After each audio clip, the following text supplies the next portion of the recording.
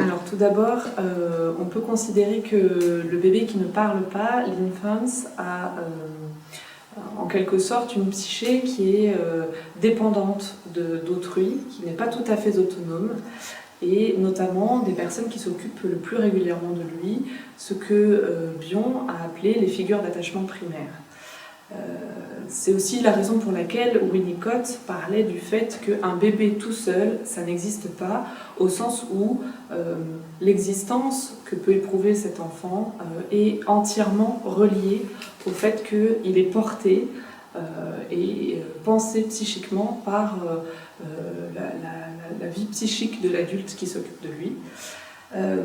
Aussi, c'est la raison pour laquelle lorsqu'un bébé perd une de ses figures d'attachement premier, on peut considérer que c'est en quelque sorte son sentiment de continuité d'être qui pourrait être mis en danger, et donc c'est en quelque sorte une attention d'une extrême vigilance qu'il faut avoir pour ce genre de situation. Eh bien, quand l'enfant se met à parler, il y a en quelque sorte un processus d'individuation qui va se mettre en place à travers le langage, et donc petit à petit il va pouvoir se différencier de ses figures d'attachement primaires et acquérir un petit peu plus d'autonomie, et notamment dans le fait qu'il est un être singulier à part entière.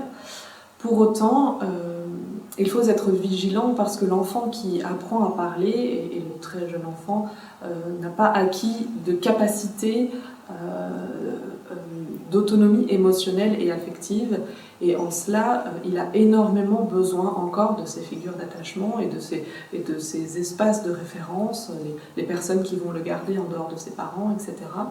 Et c'est la raison pour laquelle, lorsqu'un deuil survient dans la vie du jeune enfant, même lorsqu'il parle, il faut prévoir autour de lui tout un maillage d'étayage pour l'aider à élaborer ce qui est en train de se produire.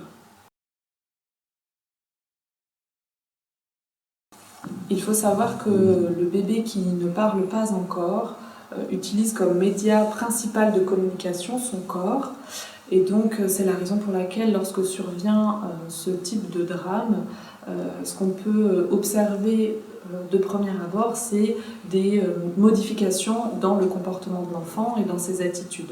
Ça peut être par exemple des pleurs continus, ou bien au contraire la cessation brutale de ce type de manifestation d'anxiété. Ça peut être une passivité dans des endormissements massifs, ou au contraire une agitation qui l'empêche de s'endormir et de trouver le sommeil.